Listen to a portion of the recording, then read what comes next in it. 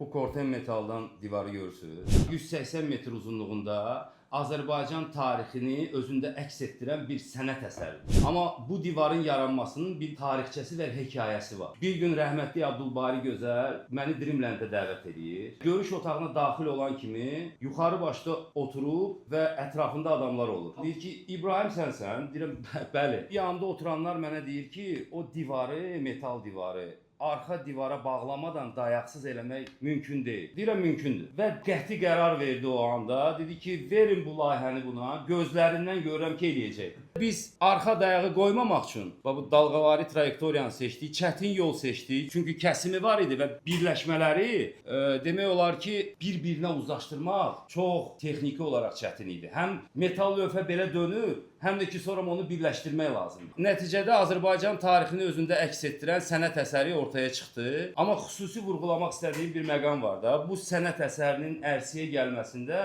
Lal Dizayn komandası başda Levent bəy olmaqla ideyanı seçdiyinə görə və doğru zamanında doğru qərar verdiyinə görə təşəkkürümü bildirirəm. Ümumiyyətcə, ideyan hər zaman seçən müştərilər əmin ola bilərlər ki, onların düşüncələrini daha artığını alacaqlar. Çünki biz bütün layihələrə, bütün işlərimizə bir iş kimi yox, bir yol kimi baxırıq. Bu ideyanın yoludur.